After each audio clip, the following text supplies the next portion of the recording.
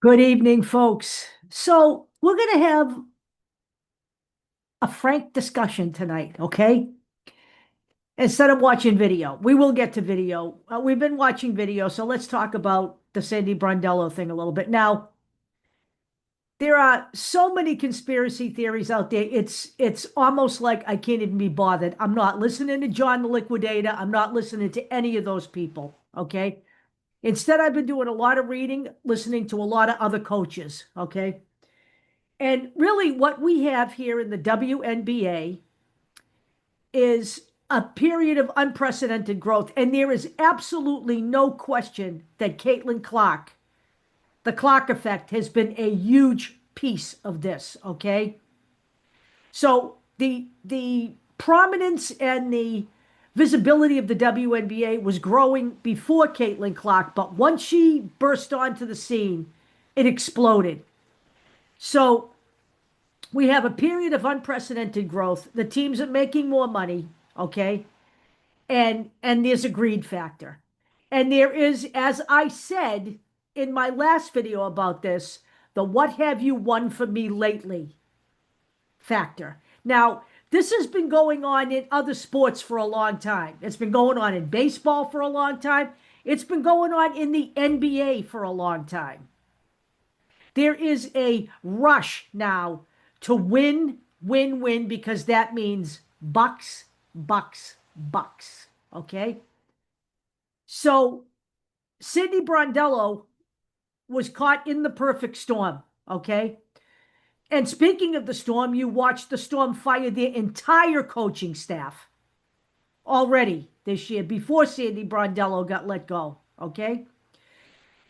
I know people aren't a fan of fans of Christy Sides, but you know what? Christy Sides took the Fever to its first playoff in Caitlin Clark's rookie season in 9 years. In 9 years.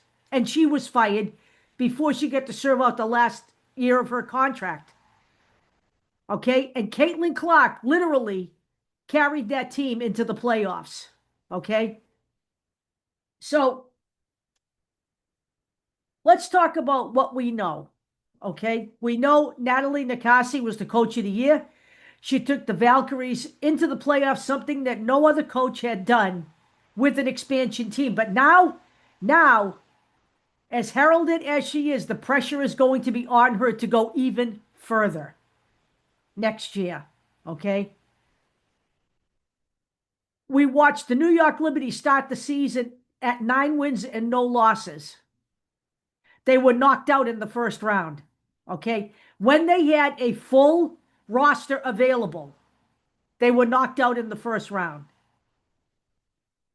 Yes, there were injuries during the season. We get that. But they got knocked out in the first round. And even when players are not performing, because it's the players who are playing, you can coach players, but you're not, as a coach, you're not on the floor. You can coach players, but if they underperform, they don't let the players go. They let the coaches go. That's the way sports works. It's a brutal business, and it is a business, no matter how you want to look at it. So let's look at the Indiana Fever. The Indiana Fever knocked out the Atlanta Dream.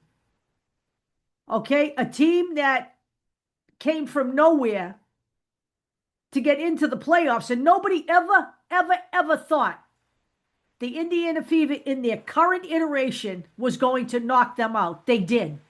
Okay.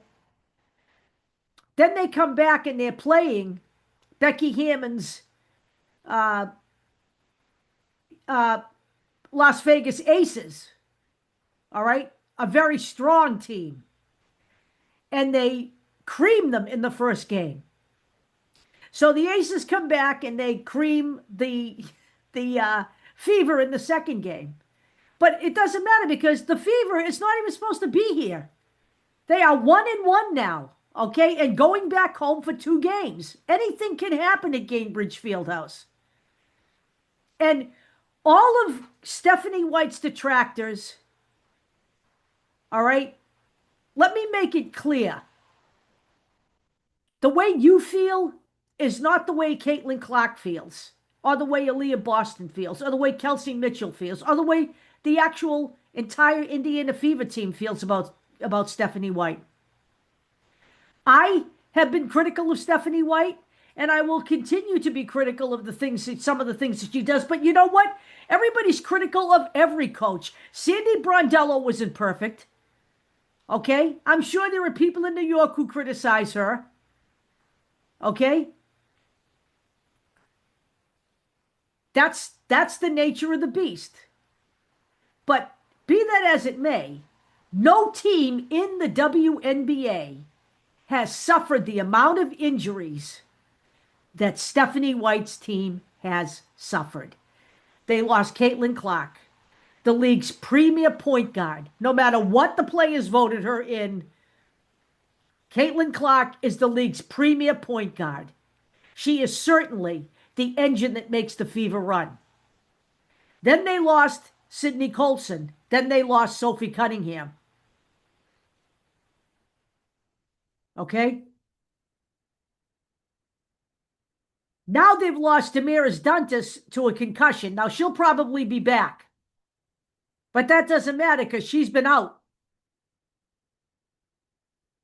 And we still have people who came on to our thing and said that Stephanie White let them down last night. No, Stephanie White didn't let them down last night. I warned everybody that the Fever beat them in the first game, and they beat them badly and embarrassed them. And I warned you that they would come back with fire in their eyes, and they did. This is not the Indiana Fever team that anyone ever envisioned going into the playoffs. I think it's safe to assume that Chloe Bibby, Shea Petty, Ariel Powers, let me see, who else am I missing here?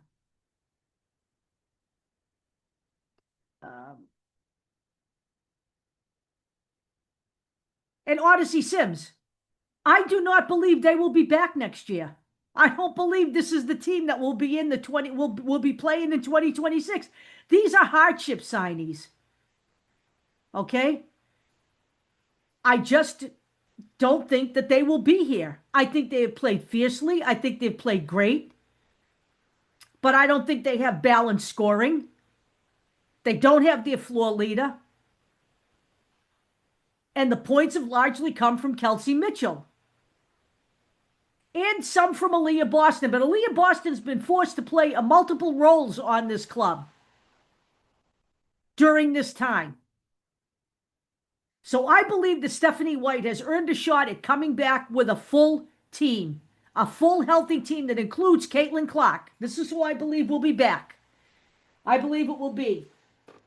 And I know it will be, a lot of these players. Caitlin Clark, Aaliyah Boston, her option has already been exercised. She's not going anywhere. Kelsey Mitchell, Lexi Hull, Sophie Cunningham will be back, I hope, on either another one-year contract or in a multi-year contract. Michaela Timpson, and she will play a much bigger role next year. Okay, she's not going to win these games for you folks. It is not Brianna, it's not, it's not, well, they didn't play Michaela Timpson and that's why they didn't win. Michaela Timpson's a rookie. She's green, okay? It is not Brianna Turner's fault that they're losing. Brianna Turner is a defensive specialist and a fierce one. She's been rebounding. She's been blocking shots. Okay? That's her role. You're not going to have a team full of superstars. You couldn't possibly find enough playing minutes for a team full of superstars. They have to have role players somewhere on the team. Okay? Damaris Dantas, will she be back? I think they like Damaris Dantas. Sydney Colson, will she be back? I don't know. Will Natasha Howard be back? I don't know. I think they need a power forward. I think they need a power forward. They need another big person up front besides Aaliyah Boston. They need someone that can play the power forward position that will allow Aaliyah Boston to play the center position more often instead of a hybrid position. So I think that, without a doubt, Stephanie White has taken this team into the semifinals. This is a makeup team. This is a team being held together with band-aids. Okay? Now, here's what I do think. Stephanie White comes back next year with a full team, and there are going to be a lot of free agents available. She comes back next year with a full team. They get another draft pick, and the pressure's going to be on Stephanie White to deliver a championship next year. That's what I believe. The pressure will now be on Stephanie White. This is what happens when leagues begin to grow and begin to show uh, more profitability, you know, serving much more time in the limelight, getting big TV contracts. It's win, win, win. The heat's going to be on. And so this is what I think. I don't think there's any major conspiracy theory behind Sandy Brondello's firing. I think, you know, this is the woman who was the winningest coach in New York Liberty history, the first coach ever in New York Liberty history to win a championship. Okay? And they started the season talking about repeating, and it just didn't happen. And this is a what have you done for me lately business, the business of sports. And she simply fell short. But for all the people out there who are complaining about Stephanie White not coaching the team well, let me give you a tip, okay? Let me give you a tip. This is the playoffs. Nobody's going to coast to victory.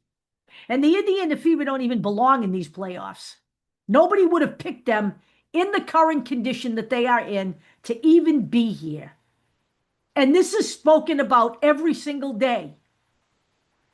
When I read articles, when I read, news stories, that they are gritty, tough. They've hung in there. And they have. They are like the dream story. They're like the Red Sox 1967 Impossible Dream Team.